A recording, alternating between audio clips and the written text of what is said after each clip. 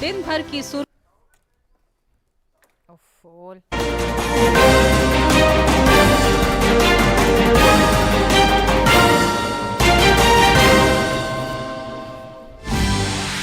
आयकर विभाग के अधिकारी बीबीसी के दिल्ली और मुंबई स्थित दफ्तरों पर कर रहे हैं सर्वे।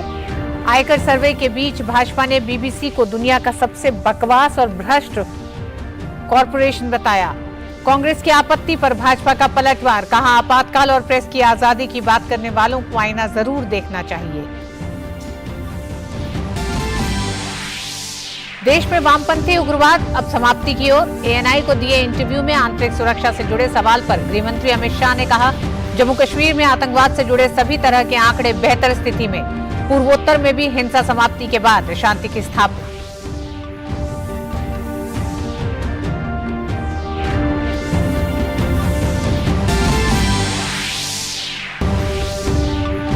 प्रधानमंत्री मोदी के साथ आगे बढ़ रहा है देश। गृह मंत्री अमित शाह ने कहा, 2024 में प्रधानमंत्री का कोई मुकाबला नहीं। अडानी से जुड़े मामले में भी बोले गृह मंत्री, कहा सुप्रीम कोर्ट ने लिया है संज्ञान। बीजेपी के पास कुछ नहीं है छिपाने को और न ही है डरने की जरूरत।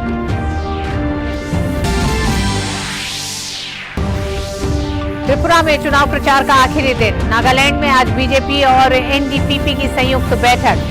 बीजेपी ने जारी किया पार्टी का संकल्प पत्र। मेघालय में भी चुनावी पारा चरम पर।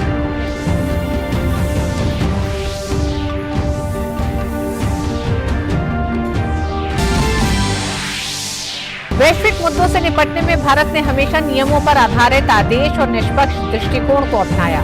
बेंगलुरु में रक्षा मंत्रियों के सम्मेलन में रक्षा मंत्री राजनाथ सिंह ने दुनिया की साझा समृद्धि के लिए अधिक समन्वय की जरूरत पर भी दिया बल।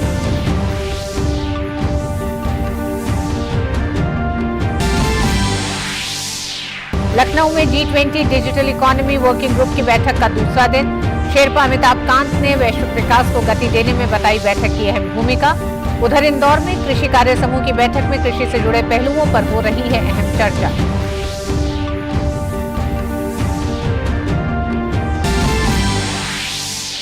और पुलवामा आतंकी हमले की चौथी बरसी पर सीआरपीएफ ने शहीदों को दी श्रद्धांजलि। कहा, न भूले थे न कभी भूलेंगे।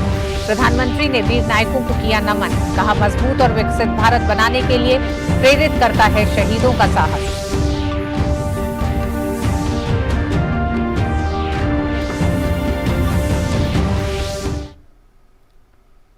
नमस्कार, डीजी न्यूज में आप सभी का स्वागत है। मैं हूं ऋतु वर्मा। खबरों को विस्तार से देखते हैं। ब्रिटिश ब्रॉडकास्टिंग कॉरपोरेशन यानी बीबीसी के खिलाफ आयकर विभाग ने कार्रवाई की है। आयकर विभाग के अधिकारियों ने मीडिया संस्थान बीबीसी के राजधानी दिल्ली और मुंबई स्थित दफ्तरों पर सर्वे किया है। खबरों के अनुसार आयकर विभाग के अधिकारियों ने दफ्तर को सील कर दिया है। ये भी कहा जा रहा है कि सभी कर्मचारियों को घर जाने के लिए कह दिया गया है। सूत्रों के हवाले से बताया जा रहा है कि आयकर विभाग की इस कार्रवाई के बारे में मीडिया संस्थान के लंदन स्थित कार्यालय को भी जानकारी दे दी गई है। बीबीसी और आयकर विभाग की तरफ से अभी कोई आधिकारिक बयान नहीं जारी किया गया है।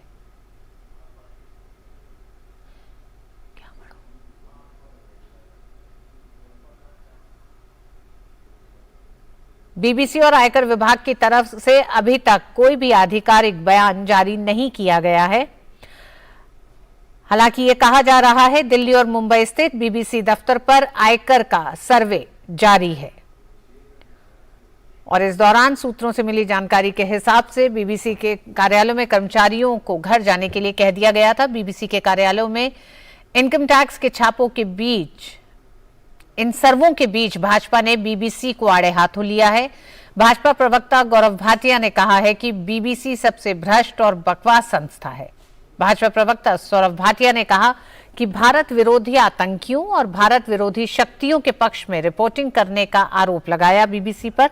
उन्होंने कहा कि बीबीसी भारत में रिपोर्टिंग करती है लेकिन भारत के संविधान को तार तार करती है।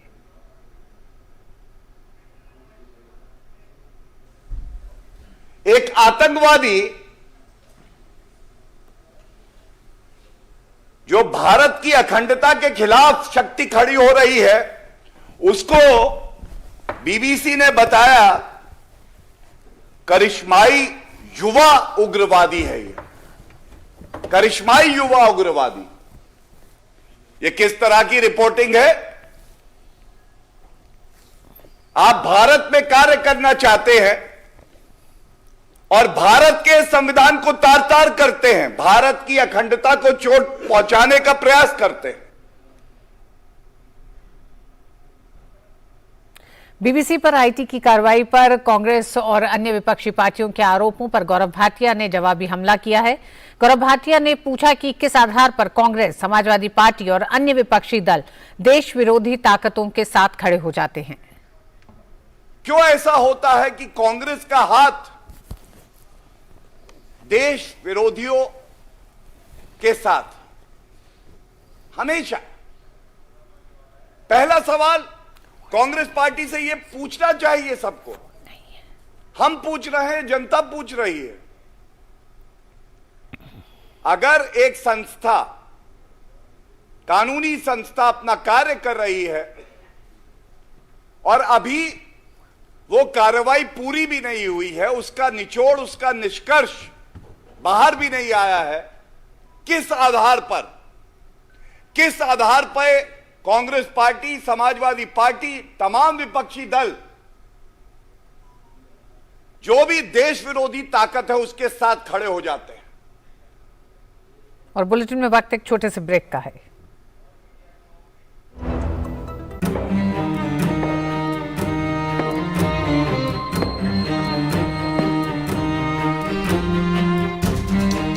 कब तक आप ऐसे फ्यूचर का टेंशन लेकर चलते रहेंगे?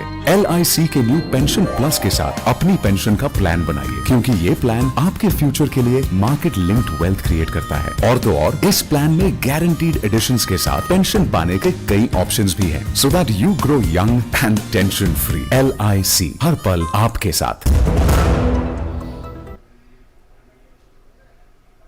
गृह मंत्री अमित शाह ने आज ANI को अगरतला में एक इंटरव्यू दिया। करीब 50 मिनट की बातचीत में उन्होंने देश की आंतरिक सुरक्षा, उत्तर पूर्व के चुनाव, 2024 के लोकसभा चुनाव, अडानी से जुड़े मसले समेत तमाम मसलों पर खुलकर बातचीत की। अमित शाह ने कहा कि 2024 में मोदी जी के साथ कोई स्पर्धा नहीं है, देश उनके साथ आगे बढ़ रहा है।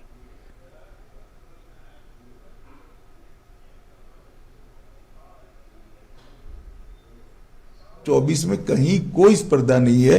देश एक तरफा मोदी जी के साथ आगे बढ़ रहा है। देश का विकास, सुरक्षित देश से अर्थतंत्र को विश्व में सबसे तेज गति से बढ़ने वाला अर्थतंत्र बनाना, भारत का गौरव समग्र विश्व के अंदर पहुंचाने का प्रयास और सफलतापूर्वक इसकी स्वीकृति आई है। और देश के 60 करोड़ गरीब लोगों के जीवन स्तर को उठाने का 8 साल के अल्पकाल के अंदर जो प्रयास किया और हम उठाने में सफल भी हुए हैं। उद्योगपति गौतम अडानी से जुड़े मुद्दे पर अमित शाह ने कहा कि इसमें भाजपा के लिए कुछ छुपाने के लिए नहीं है और न ही किसी बात से डरने की जरूरत है। इसके अलावा सुप्रीम कोर्ट ने संज्ञान लिया ही है। कोर्ट ने केस का संज्ञान लिया है। देश की कैबिनेट के सदस्य नाते जब सुप्रीम कोर्ट ने किसी मैटर को सीज किया हो, उस वक्त मेरे लिए बोलना ठीक नहीं होगा, परंतु इसमें बीजेपी के लिए कुछ छुपाने को नहीं है और ना किसी बात से डरने की जरूरत है। और आइए सीधे आपको बेंगलुरु लिए चलते हैं। आयोजित हो रहे एरो इंडिया में इस समय रक्षा मंत्री राजनाथ सिंह संबोधित कर रहे हैं। 2023 में आप सभी बाधाओं के बीच उपस्थित होकर मुझे बेहद खुशी है। Indian air forces operational capability enhancement through आत्मनिर्भरता जैसे विषय पर हो रहा आज का यह सेमिनार न केवल अत्यंत रिलेवेंट है, बल्कि माननीय प्रधानमंत्री श्री नरेंद्र मोदी जी के विजन आत्मनिर्भर भारत के बिल्कुल अनुकूल भी है। यह सेमिनार भारतीय वायुसेना के आत्मनिर्भरता के प्रयासों को बढ़ावा देने में हेल्पफुल होगा, मददगार साबित होगा, ऐसा मेरा विश्वास है। इसके लिए मैं इंडियन एयरफोर्स और सेमिनार के आयोजन से जुड़े सभी लोगों को अपनी ओर से हार्दिक बधाई भी देता हूँ और आप सबको हार्दिक। और आइए सीधे रुख करते हैं हरियाणा के करनाल का, जहां केंद्रीय गृह एवं सहकारिता मंत्री अमित शाह विभिन्न परियोजनाओं के उद्घाटन के बाद कार्यक्रम को संबोधित कर रहे हैं। योजनाओं का शिलान्यास और उद्घाटन करने के लिए आपके सामने उपस्थित हुआ। मैं आज यहां आया हूं तब आने से पहले एक कोऑपरेटिव बेसिस पर चलने वाला एक्सपोर्ट हाउस मैं देखकर आया हूं।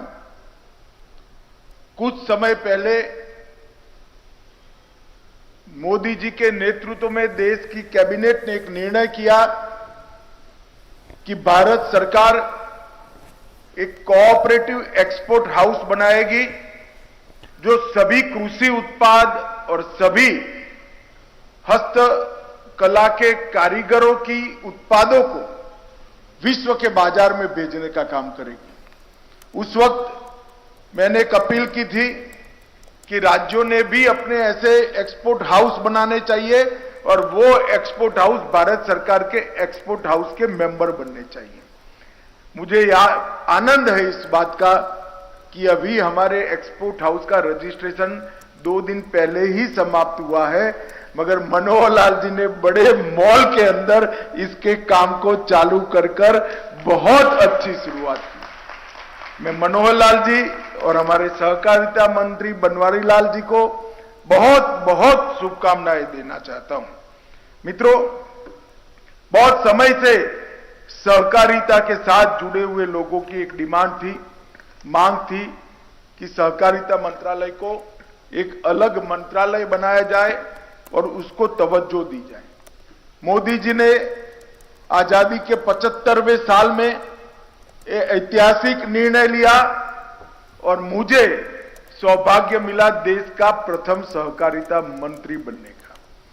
मित्रों, आज मैं इतना कह सकता हूं, लगभग 1-1.25 साल के कार्यकाल के अंदर भारत सरकार के सहकारिता मंत्रालय ने अनेक क्षेत्र के अंदर नई नई शुरुआत की।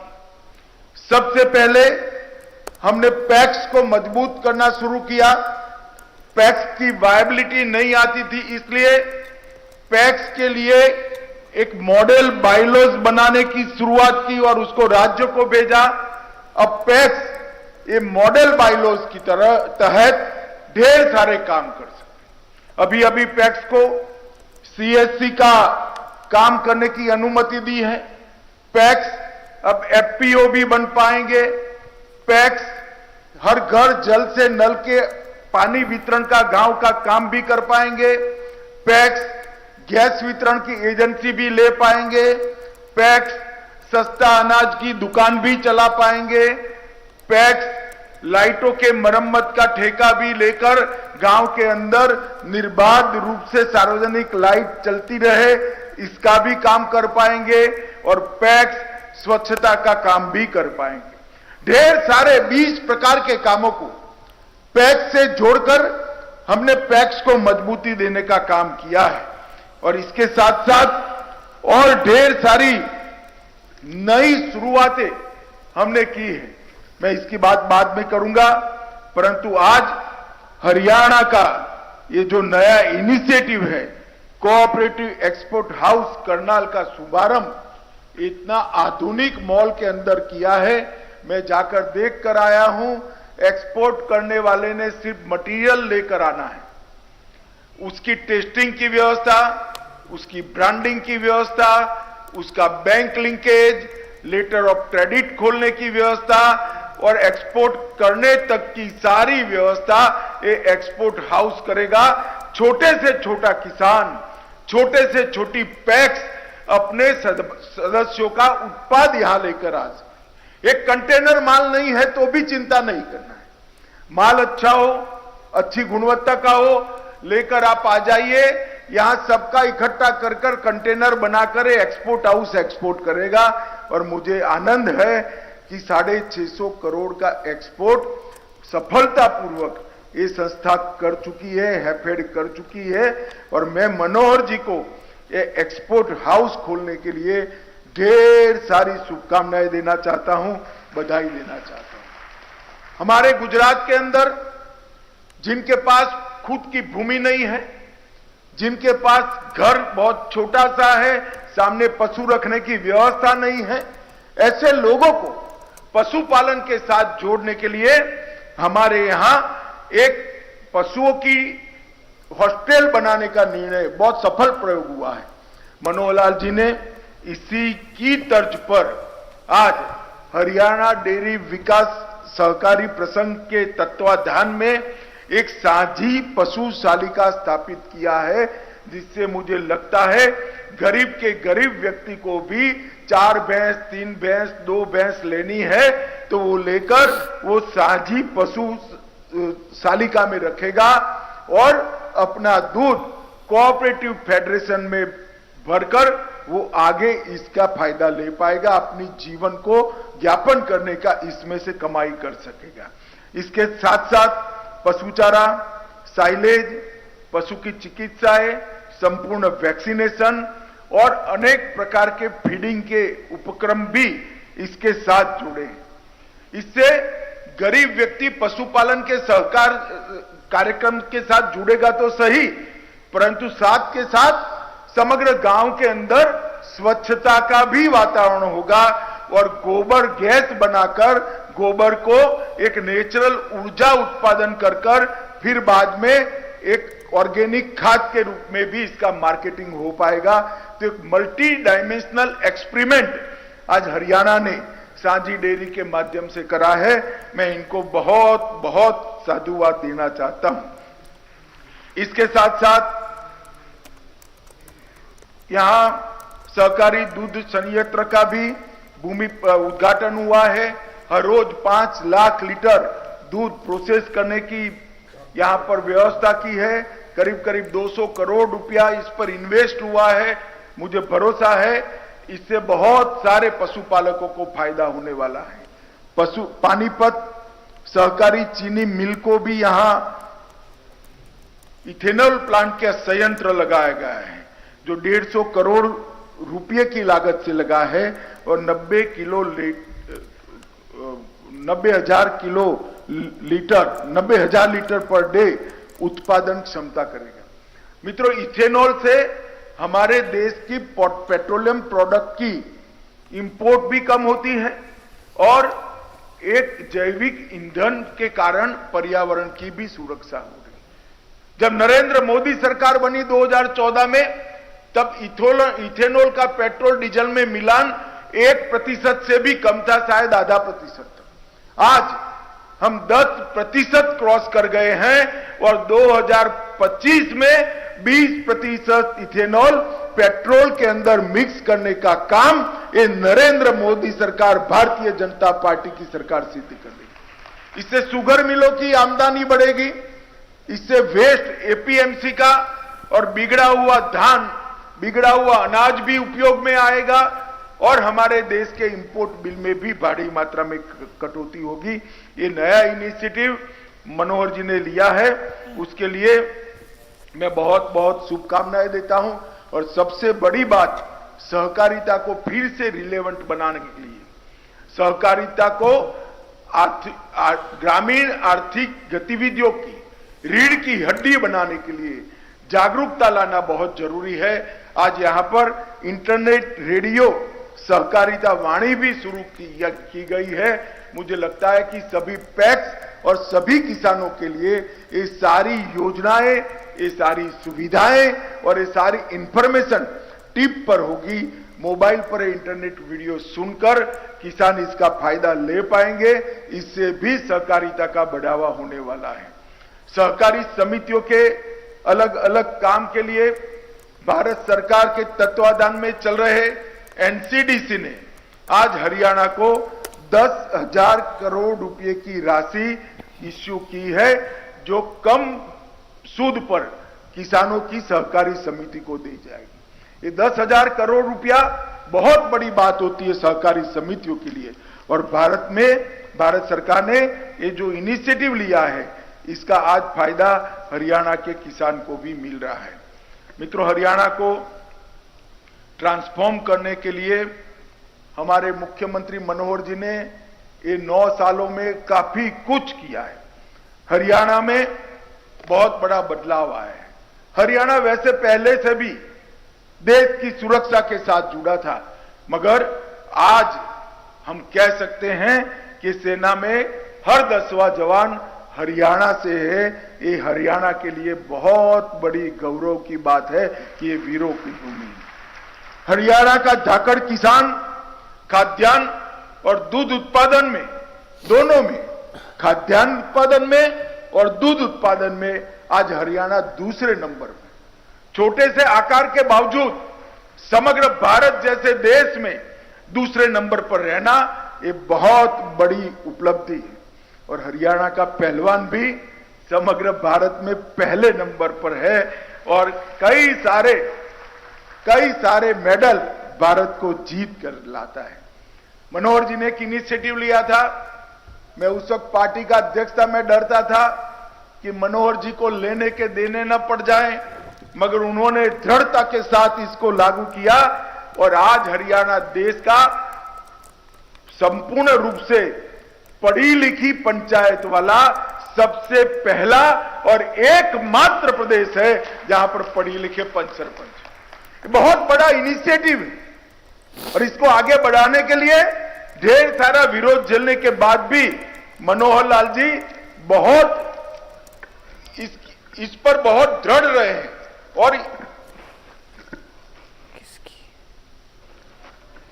इस पर बहुत दृढ़ रहे हैं और इसका नतीजा भी आया है। आज देश का सबसे पहला पढ़ी लिखी पंचायत वाला प्रदेश अगर कोई बना है तो हरियाणा बना है। मैं इसके लिए भी मनोहर जी को बहुत बहुत बधाई देता हूं। धुआं मुक्त प्रदेश, केरोसिन का उपयोग जीरो करना इनिशिएटिव लिया, एक विचार था, करना बहुत कठिन था। मैं तो जानता हूं, मैं राज्य सरकार में भी मंत्री रहा हूं। मनोहर जी ने देश का पहला धुआं मुक्त राज्य हरियाणा को बनाने का काम किया और हर घर में गैस का चूल्हा पहुंचाकर हरियाणा को सात अर्थ में धुआं मुक्त करने का काम किया। हर घर में शौचालय पहुंचाने का काम भी सबसे पहले अगर कहीं हुआ तो हरियाणा में हुआ। सर्वाधिक ODF प्लस गांव अगर किसी एक राज्य में है प्रतिशत में तो हमारे हरियाणा के अंदर है। और हरियाणा की विकास दर, मैन्युफैक्चरिंग की विकास दर आज 10% है। 10% विकास दर जिन राज्यों का इंडस्ट्री का बैकग्राउंड था इसको भी हरियाणा ने पीछे छोड़ा है। देश की 6.5% की मैन्युफैक्चरिंग विकास दर के सामने हरियाणा 10% पर खड़ा है। ये बहुत बड़ी उपलब्धि है। सबसे बड़ा सॉफ्टवेयर निर्यातक बनने के कगार पर हरियाणा है और स्टार्टअप में भी 4119 स्टार्टअप को रजिस्ट्रेशन कर यहां पर हरियाणा आगे निकल रहा है। और देश में जितनी भी कारें बनती हैं, चौपहिया वाहन बनते हैं, इसके 4 व्हीलर के 50% का उत्पादन अकेले हरियाणा में होता है। मित्रों, ये बहुत बड़ी उपलब्धि है। और आज हरियाणा ने कोऑपरेटिव के लिए भी ढेर सारे इनिशिएटिव लिए हैं। मुझे विश्वास है कि सहकारिता का ये इनिशिएटिव आने वाले दिनों में गरीब से गरीब व्यक्ति के लिए संजीवनी साबित होने वाला है। मित्रों, हमने DCB को, डिस्ट्रिक्ट कोऑपरेटिव बैंक को NPA मुक्त बनाने के लिए एक अभियान दिया। इसके लिए एक योजना भी भारत सरकार लेकर आई है। मुझे विश्वास है हरियाणा भी इस दिशा में काफी कुछ करेगा। अभी बजट में मोदी जी ने एक बहुत बड़ी योजना देश के कोऑपरेटिव सेक्टर के लिए एक लक्ष्य रखा है कि 2025 के पहले देश की हर पंचायत के अंदर पैक्स की स्थापना की जाएगी और 2 लाख नए प्राइमरी एग्रीकल्चर कोऑपरेटिव सोसाइटीज बनाए जाएंगे। मित्रों, 2 लाख, आजादी से अब तक 65,000 बने हैं। हम ये 3 साल के अंदर 2 लाख पैक्स बनाने का लक्ष्य रखा है। आप सोचिए कि कोऑपरेटिव का स्केल कितना बड़ा बनने वाला है। हम कोऑपरेटिव की नई नीति भी लेकर आए हैं। इसके साथ साथ 3 कोऑपरेटिव सोसाइटी की स्थापना भी भारत सरकार ने की है। एक छोटे किसान को बीज के उत्पादन के अंदर जोड़ने के लिए बीज उत्पादन की कोऑपरेटिव सोसाइटी बनाना। दूसरा, ऑर्गेनिक प्रोडक्ट किसान कर तो लेता है, प्राकृतिक खेती करता है, ऑर्गेनिक खेती करता है, मगर उसका शोषण होता है क्योंकि एक ब्रांड नहीं है। मार्केट नहीं है। ऑर्गेनिक प्रोडक्ट का जो दाम विश्व के बाजार में है वो उसको मिलता नहीं है। तो हमने ऑर्गेनिक प्रोडक्ट किसान की जो है उसके मार्केटिंग के लिए एक मल्टी स्टेट कोऑपरेटिव सोसाइटी की स्थापना की है, जो देश भर के ऑर्गेनिक प्रोडक्ट जिनकी है एक किसानों को इनकी जमीन का सर्टिफिकेशन भी, भूमि का सर्टिफिकेशन करेगा, उनके प्रोडक्ट का सर्टिफिकेशन करेगा और पैक्स के माध्यम से उनको मार्केटिंग का एक प्लेटफॉर्म उपलब्ध कराएगा, जिससे मुनाफा सीधा किसान के पास हो जाएगा। और इसके साथ साथ हमने एक multi state cooperative export house भी रजिस्टर किया है, जो हैफेड के तर्ज पर देश भर के कोऑपरेटिव के मटेरियल को दुनिया भर में एक्सपोर्ट करेगा। मैं विश्वास दिलाता हूं मनोहर जी को कि अभी सिर्फ आप बासमती चावल एक्सपोर्ट कर रहे हो, वो दिन दूर नहीं है कि हरियाणा की सब्जी गल्फ के लोग खाएंगे। ऐसी व्यवस्था हमारे किसान के लिए बहुत फायदेमंद है। ये मल्टी स्टेट कोऑपरेटिव सोसाइटी जो निर्यात की बनेगी, वो देश के हर किसान के प्रोडक्ट को, हर हस्तकला के कारीगर की प्रोडक्ट को दुनिया में भेजने का काम करेगा। मित्रों, बहुत बड़ी उपलब्धि होने वाली है। आज मैं मनोहर जी को इस मंच से, हमारे सहकारिता मंत्री जी को इस मंच से बहुत बहुत बधाई देना चाहता हूं कि आज जो 5 इनिशिएटिव लिए हैं और भारत सरकार ने छठा जो एनसीडीसी की 10,000 करोड़ की लोन यहां पर भेजी है सहकारिता के बढ़ावे के लिए, मुझे पूरा विश्वास है इससे हरियाणा की सहकारिता आंदोलन को बहुत बड़ी गति मिलेगी और आने वाले दिनों में हम मोदी जी के नेतृत्व में हरियाणा को, मनोहर जी के नेतृत्व में हरियाणा को देश का नंबर 1 राज्य बना पाएंगे, ऐसा मैं विश्वास करता हूं। फिर से सबको बधाई देकर मेरी बात समाप्त करता हूं। वंदे मातरम।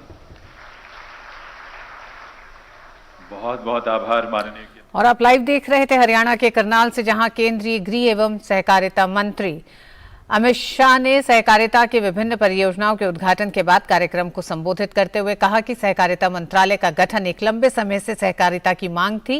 कई नई शुरुआत भी की गई हैं। मसलन पैक्स के लिए मॉडल बायलॉज बनाया गया और उनके कार्यों के दायरे को बढ़ाया गया है।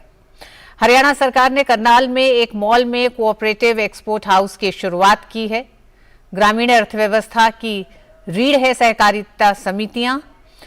अमित शाह ने सहकारिता में कई बड़े बदलावों के लिए हरियाणा के मुख्यमंत्री की सराहना भी की। और अन्य खबरों में केंद्रीय गृह मंत्री अमित शाह ने करनाल में हरियाणा पुलिस एकेडमी में हरियाणा पुलिस को प्रेसिडेंट्स कलर अवार्ड प्रदान किया। ये निशान हरियाणा पुलिस को उसकी असाधारण सेवा के लिए दिया गया है। इस मौके पर हिंदू, मुस्लिम, सिख, ईसाई धर्म गुरुओं ने राष्ट्रपति निशान के लिए प्रार्थना की, साथ ही आतिशबाजी भी की गई। इस मौके पर अमित शाह ने पुलिस बल के परेड की सलामी भी ली। इससे पहले गृह मंत्री अमित शाह का करनाल पहुंचने पर मुख्यमंत्री मनोहर लाल और गृह मंत्री अनिल विज ने स्वागत किया। करनाल में हरियाणा पुलिस एकेडमी में हरियाणा पुलिस को प्रेसिडेंट्स कलर अवार्ड प्रदान करने के बाद केंद्रीय गृह मंत्री अमित शाह ने कहा कि भारत सरकार ने अमृतकाल में नशा मुक्त भारत अभियान चलाया है, जिसे पूरा करके ही रहेंगे। हमारे देश के प्रधानमंत्री जी ने आजादी के अमृत महोत्सव के वर्ष में नशा मुक्त भारत का संकल्प हमारे सामने रखा है। भारत सरकार सभी राज्यों की पुलिसों को साथ में लेकर इस पर काम कर रही है और मैं पूरी देश की जनता को कहना चाहता हूं कि हम नशे के खिलाफ जीरो टॉलरेंस की नीति को अपना रहे हैं और हमने संकल्प किया है कि ये जो नशा मुक्त भारत का अभियान है वो अपने गंतव्य स्थान पर पहुंचकर ही समाप्त होगा। गृह मंत्री अमित शाह ने हरियाणा पुलिस के गौरवशाली इतिहास की याद दिलाते हुए कहा कि हरियाणा पुलिस हर क्षेत्र में चाक चौबंद रही है, सार्वजनिक सुरक्षा को सुनिश्चित करती है। हरियाणा पुलिस हर एक क्षेत्र में चाक चौबंद रहने का इतिहास रखती है, चाहे वो कानून और व्यवस्था की परिस्थिति को सुदृढ़ रखना हो, सार्वजनिक सुरक्षा सुनिश्चित करनी हो, नागरिकों के जीवन को सुलभ बनाना हो या राजधानी के नजदीक होने के कारण ढेर सारे आंदोलनों से कुशलतापूर्वक मानवीय तरीके से निपटना हो। हर क्षेत्र में हरियाणा पुलिस ने अपना शौर्य, धैर्य और साहस का परिचय दिया है। मैं इस अवसर पर हरियाणा पुलिस की स्थापना से लेकर आज तक जिनने हरियाणा पुलिस में योगदान दिया वो सभी को बहुत बहुत बधाई और साधुवाद देना चाहता हूं। अमित शाह ने कहा कि आज पीएम नरेंद्र मोदी के नेतृत्व में देश की आंतरिक सुरक्षा मजबूत हुई है। उन्होंने कहा केंद्र सरकार ने जम्मू कश्मीर और पूर्वोत्तर के आतंकवाद सहित वामपंथी आतंक पर भी बड़ा नियंत्रण हासिल किया है। मित्रों, प्रधानमंत्री जी के नेतृत्व में भारत सरकार का गृह विभाग 2014 से कई आंतरिक सुरक्षा की चुनौतियों को बहुत अच्छे तरीके से निपट रहा है। जम्मू कश्मीर, पूर्वोत्तर, वामपंथी उग्रवाद, ये तीनों ऐसे नासूर थे जिसका दंश हमारे देश ने कई दशकों से झेला है। आज मैं बड़े संतोष के साथ कह सकता हूं, धारा 370 हटने के बाद जम्मू कश्मीर के अंदर आतंकवादी घटनाओं में भारी कमी देखी गई है और रिकॉर्ड यात्री देश भर से टूरिज्म के लिए जम्मू कश्मीर जाते हैं। ये बड़ा संतोष का विषय है। हम कह सकते हैं कि जम्मू कश्मीर में आतंकवाद पर नकेल कसने में हमारी सरकार ने, भारत सरकार ने बहुत बड़ी सफलता अर्जित की है। और खबरों में आगे, रक्षा मंत्री राजनाथ सिंह ने आज बेंगलुरु में एरो इंडिया के मौके पर रक्षा मंत्रियों के सम्मेलन की मेजबानी की। बैठक में मित्र देशों के रक्षा मंत्रियों ने भाग लिया। इस दौरान रक्षा मंत्रियों के सम्मेलन को संबोधित करते हुए राजनाथ सिंह ने कहा कि दुनिया की साझा समृद्धि के लिए विभिन्न क्षेत्रों में सभी देशों के बीच अधिक समन्वय की आवश्यकता है, जिनमें रक्षा और सुरक्षा का क्षेत्र सबसे महत्वपूर्ण है। उन्होंने कहा, भारत विदेशी राष्ट्रों को एक उन्नत रक्षा साझेदारी की पेशकश करता है। India offers an enhanced defense partnership to the friendly foreign nations. We offer a partnership that is accommodative of the national priorities and capacities. We want to build with you. We want to launch with you. We want to create with you. And we want to develop with you. We wish to create symbiotic relationship which we can learn from each other, grow together and create a win-win situation for one and all. दुनिया के सामने मौजूदा सुरक्षा चुनौतियों पर प्रकाश डालते हुए रक्षा मंत्री ने कहा कि भारत क्षमता निर्माण में विश्वास रखता है ताकि देश अपनी जरूरतों के अनुसार अपनी खुद की योजना बना सके।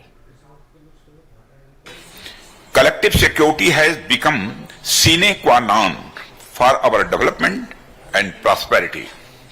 Terrorism, illegal arms trade, drugs smuggling, human trafficking, etc. pose significant security threats to the whole world. We consider all nations as equal partners. That is why we do not believe in imposing external supra-national solutions to a country's international problems. We do not believe in giving sermons or cut and dried solutions which do not respect the national values and constraints of the countries in need of assistance. Rather, we support the capacity building of our partner countries so that they may chart out their own destiny in accordance with their own genius. और आइए सीधे आपको लिए चलते हैं प्रधानमंत्री नरेंद्र मोदी और France के राष्ट्रपति इमैनुअल मैक्रों के बीच होने जा रही वर्चुअल बैठक में। Hello everybody. Honorable Prime Minister Shri Narendra Modi ji, President of France His Excellency Emmanuel Macron, Chairman Tata Trust Shri Ratan Tata, Chairman Air India Shri N. Chandrasekaran, CEO Air India Shri Campbell Wilson and CEO Airbus Mr. Guillaume Fury. Namaskar and greetings of the day. I am honored to welcome you all today to this virtual event to mark the landmark partnership between Air India and Airbus for supply of 250 aircraft. Given the significance of this event, Honorable Prime Minister of India and His Excellency the President of France have kindly consented to grace the occasion. To commence, I would first invite Shri N. Chandrasekaran, Chairman of Air India, for his remarks. Honorable Prime Minister Shri Narendra Modi ji, His Excellency President Emmanuel Macron, Minister Goyal, Minister Scindia, CEO of Airbus, Guillaume Faury. I would like to make some brief remarks on behalf of Mr. Tata, myself, and Campbell Wilson. It's just about a year since the government handed over Air India to the Tata Group. Air India is not yet another project. In a manner of speaking, it is a national project. A lot of emotions are involved in this project. There are huge expectations, and 1 billion people want Air India to be very successful and cheering across the country. And all the Indian diaspora globally are looking forward to Air India's success. It has got such a big history and heritage.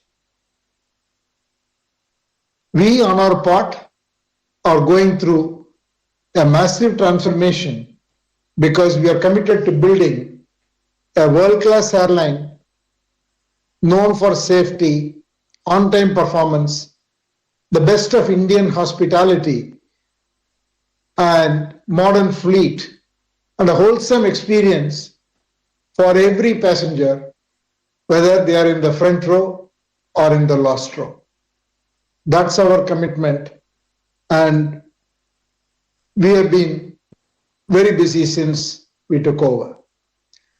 In order to do this, there are many ingredients that are required.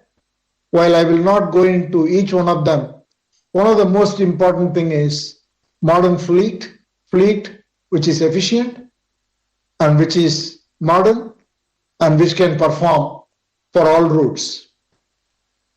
And in doing so, we have built a very good relationship with Airbus.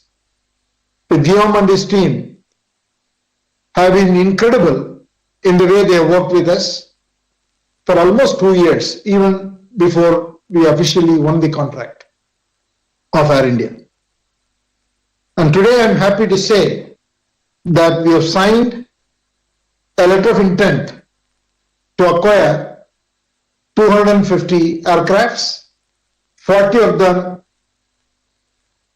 on the wide body A350, which we will use to fly all ultra long distance across the globe, and 210 narrow body.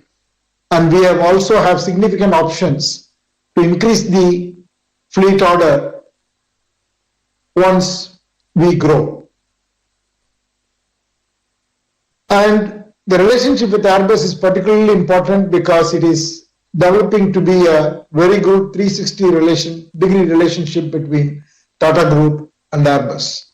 We already are manufacturing or about to manufacture the C295 aircrafts for our defense, and we have relationships in technology services, engineering, and IT. We are really working on bigger partnerships, and one of our ambitions for this country is to bring in the commercial aircraft manufacturing at some point in time in the future. We have teams aligned on both sides, and we see this moment as a most significant moment for the Tata Group's Air India, Indian aviation, and for manufacturing sector in India. I want to thank the Honorable Prime Minister, Government of India, and President Macron, you and your government, for all the support we continue to receive. I would only like to say that your administration here, which is based in India, have been extremely proactive and reaching out to us and helping us all the time. So I want to thank both of you and express my gratitude. Thank you, sir. I now invite Mr. Guillaume Faury, CEO Airbus, to deliver his remarks. Honorable Prime Minister, Shri Narendra Modi, Monsieur le Président de la République française, Emmanuel Macron, dear ministers, and dear friends from Tata Sons, dear Ratan, dear Chandra, and of course, dear Campbell from Air India. Today is a historic moment for India, for Air India, and for Airbus. And at Airbus, we are very proud and grateful that the Tata Group has chosen the A350 and the A320neo to script Air India's revival. The magnitude of the Air India order, the size of the 250 planes that Chandra just explained, demonstrates the appetite for growth in the Indian aviation industry. It's the fastest growing in the world. India is indeed on the verge of an international air travel revolution, and we are humbled at Airbus that our partnership with the Tata Group will contribute to this new chapter. The time is right for India to turn into an international hub, and we believe the Airbus A350 will trigger a change of paradigm in the long-haul travel that matches the aspiration of India and its people. The A350 will turn into the new flagship of India's transcontinental service, whereas the A320neo will remain the undisputed flagship for a domestic and regional service. But we do not see India just as a growth market. At Airbus, we see India as a strategic, industrial, and technological hub, offering the right mix of competencies and competitiveness. Which is why we have developed a fully fledged engineering center in Bengaluru, employing a few thousands of people and growing very fast. We are constantly increasing our sourcing and our manufacturing in India. Today, every Airbus, be it a commercial aircraft or a helicopter, has technologies and parts designed and made in India. So while the Air India aircraft will ultimately be finally assembled in Germany and France, in Europe, many of their components and parts will come from Indian companies, and critical technologies will come, and we're growing in that dimension, from the Airbus India Engineering Center in Bengaluru. We're also committed to catalyzing the growth of the local aviation ecosystem with the establishment of a state-of-the-art engineers training, digital and MRO capabilities. Our local footprint is a testament to our commitment to developing the Indian aviation and aerospace industry. We make in India, we design in India, we innovate in India, and we train also in India. Airbus has strong affinities to India and is keen to weave our destiny together. Make in India is at the heart of the Airbus strategy in India, and the C295 program demonstrates Airbus' commitment to supporting, dear Prime Minister, your vision of an Atmanirbhar Bharat. With the Tata Group, I'd like to say Airbus as the most trusted and respected partner. We have grown, as Chandra explained, a very close relationship in the last 2 years, and this is placing the two companies in a very good place to work together and develop India as a leading and sustainable aviation market. Chandra, we believed and we continue to believe in your vision for Air India and for India. So India is well on its way to achieving its ambition in the aerospace and defense sector, and Airbus will continue to be a very strong partner in this journey. Thank you very much again for your trust, and looking forward to working together now. Thank you, Mr. Fowry. I would now request Honorable Prime Minister to address this special event. Your Excellency, my friend, President Emmanuel Macron, Sri Piyush Goyal, Commerce and Industry Minister, Sri Jyotiraditya Scindia, Minister of Civil Aviation, Sri Ratan Tata, Chairman of Tata Trust, Sri N. Chandrasekharan, Chairman Tata Sons, Mr. Campbell Wilson, CEO Air India, mister Guillaume Faury, CEO Airbus, सबसे पहले मैं air India और Airbus को इस landmark agreement के लिए बहुत बहुत बधाई और शुभकामनाएं देता हूं। इस कार्यक्रम से जुड़ने के लिए मेरे मित्र राष्ट्रपति मैक्रो को मैं विशेष रूप से धन्यवाद करता हूं। यह महत्वपूर्ण डील भारत और फ्रांस के गहराते संबंधों के साथ साथ भारत के सिविल एविएशन सेक्टर की सफलताओं और आकांक्षाओं को भी दर्शाती है। आज हमारा सिविल एविएशन सेक्टर भारत के विकास का अभिन्न हिस्सा है। सिविल एविएशन को मजबूत करना हमारी नेशनल इंफ्रास्ट्रक्चर स्ट्रेटेजी का एक महत्वपूर्ण पहलू है। पिछले 8 वर्षों में भारत में हवाई अड्डों की संख्या 74 से उछलकर 147 हो गई है, यानी लगभग 2 गुनी बढ़त। हमारी रीजनल कनेक्टिविटी स्कीम उड़ान के माध्यम से देश के सुदूर हिस्सों की एयर कनेक्टिविटी से जुड़ रहे हैं, जिससे लोगों के आर्थिक एवं सामाजिक विकास को बढ़ावा मिल रहा है। निकट भविष्य में भारत एविएशन सेक्टर में विश्व का तीसरा सबसे बड़ा मार्केट बनने जा रहा है। कई आकलनों के अनुसार भारत को अगले 15 वर्षों में 2000 से अधिक विमानों की आवश्यकता होगी। आज की ऐतिहासिक घोषणा इस बढ़ती मांग को पूरा करने में सहायक होगी। भारत की make in India, make for the world vision के तहत एरोस्पेस मैन्युफैक्चरिंग में अनेक नए अवसर खुल रहे हैं। ग्रीनफील्ड और ब्राउनफील्ड एयरपोर्ट्स के लिए ऑटोमेटिक रूप से 100% FDI का प्रावधान रखा गया है।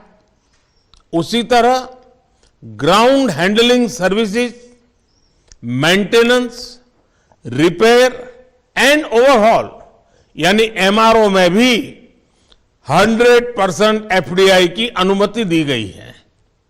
भारत पूरे क्षेत्र के लिए MRO का हब बन सकता है। आज सभी ग्लोबल एविएशन कंपनीज भारत में मौजूद है। मैं उन्हें इन अवसरों का पूरा लाभ उठाने के लिए आमंत्रित करता हूं। फ्रेंड्स, एयर इंडिया और एयरबस का समझौता भारत फ्रांस स्ट्रैटेजिक पार्टनरशिप के लिए भी एक महत्वपूर्ण उपलब्धि है। कुछ ही महीनों पहले अक्टूबर 2022 में मैंने वडोदरा में डिफेंस ट्रांसपोर्ट एयरक्राफ्ट प्रोजेक्ट के शिलान्यास में हिस्सा लिया था। 2.5 बिलियन यूरो के निवेश से बन रहे इस प्रोजेक्ट में भी टाटा और एयरबस की साझेदारी है। मुझे ये जानकर भी खुशी है कि फ्रेंच कंपनी साफरान विमानों के इंजन की सर्विस के लिए भारत में सबसे बड़ी MRO फैसिलिटी स्थापित कर रही है। आज इंटरनेशनल ऑर्डर और मल्टीलेटरल सिस्टम की स्थिरता और संतुलन सुनिश्चित करने में भारत फ्रांस भागीदारी प्रत्यक्ष भूमिका निभा रही है। चाहे इंडो पैसिफिक क्षेत्र में सुरक्षा और स्थिरता का विषय हो या वैश्विक फूड सिक्योरिटी तथा हेल्थ सिक्योरिटी, भारत और फ्रांस साथ मिलकर सकारात्मक योगदान दे रहे हैं। राष्ट्रपति मैक्रो, मुझे विश्वास है कि इस वर्ष हमारे द्विपक्षीय संबंध और भी नई ऊंचाइयों को छुएंगे, भारत की G20 अध्यक्षता के अंतर्गत हमें साथ मिलकर काम करने के लिए और अधिक अवसर प्राप्त होंगे। एक बार फिर से आप सभी को बहुत बहुत धन्यवाद और बहुत बहुत शुभकामनाएं।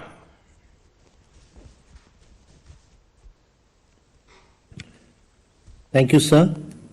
I would now request President of France, His Excellency Emmanuel Macron, to deliver his remarks. Thank you very much. Thank you, dear Prime Minister, dear Narendra. I'm very glad to have the opportunity to see you, even this is just through this VTC, but after our meeting on the sideline of the G20 in Bali and the great discussion we had together. And I want to congratulate you, your ministers present here, and our two CEOs, dear Chandrasekaran and dear Mr. Faure, for this new success. And thank you very much for offering us the opportunity to celebrate this strategic partnership in the aerospace sector. Once again, this achievement shows that Airbus and all its French partners, including Safran, are fully dedicated to develop new areas of cooperation with India, and we've achieved so much with India.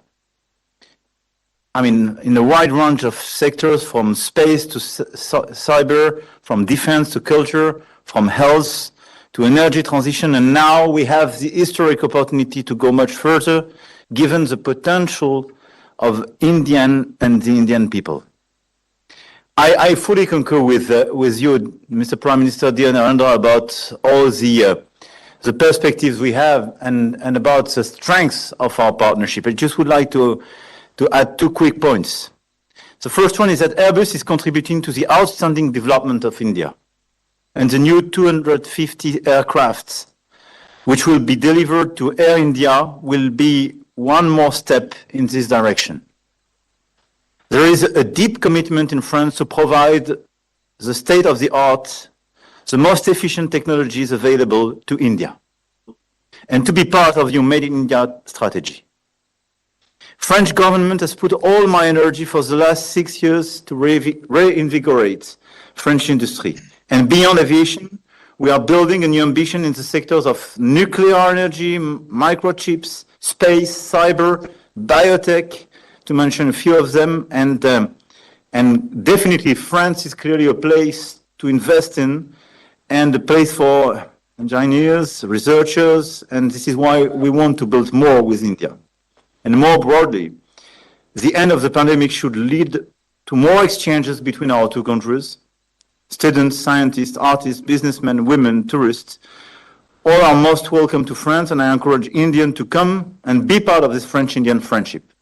And I'm very happy to have this type of contract being signed today, but more and more exchange between us. And I want to mention the organization of the Choose France Summit on the 15th of May, a day dedicated to all the business leaders eager to invest in France. And dear Chandra, I know that how much committed you are, and we are very happy to welcome you several times. The second remark I wanted to add is that among the fights we have to face together, clearly we have a lot of regional and multilateral challenges. You mentioned them. And I think this is particularly important in this very year where India has the presidency of the G20. And I want to do my best to make this presidency a success. The French government and French companies are active to propose solutions in order to accelerate the energy transition, to help India to reach the goals recently set in terms of the carbon neutrality. And we showed that our two countries can make a difference, especially, I do remember in Narendra when together we launched the International Solar Alliance 5 years ago in India. We will also work together on biodiversity, and I praise your policy on plastic use. And we will organize with Costa Rica the next conference on oceans in 2024-2025. And in less than 1 month, the One Forest Summit will be held in Libreville, Gabon. Based on this common ambition, we are working together for the success of India's G20 presidency in a difficult context with the Russian aggression against Ukraine, and India, under your leadership, clearly can be the one to mobilize the whole world and help us to address the tremendous issues we have in front of us. In this perspective, I want to thank you for co-organizing with us this new South-North partnership. A session will be held in Paris in June, the 22nd, 23rd, and clearly will contribute to your G20 presidency and is for us very important. Before yielding the floor, dear Narendra, I would like to thank you for organizing this event, and I want to thank our companies for the great partnership and the reciprocal commitment and trust. But I want to tell everybody that for me, this very important contract and this achievement today is one of the milestones of the in-depth strategic and friendly partnership we have between India and France and between both of us, Mr. Prime Minister. Thank you very much. Thank you, Excellency. Before we close, I take this opportunity to convey gratitude to Honorable Prime Minister and His Excellency President Macron, Honorable Ministers and leaders of the two companies for gracing this occasion with their presence. Wish you all a pleasant evening. Namaskar.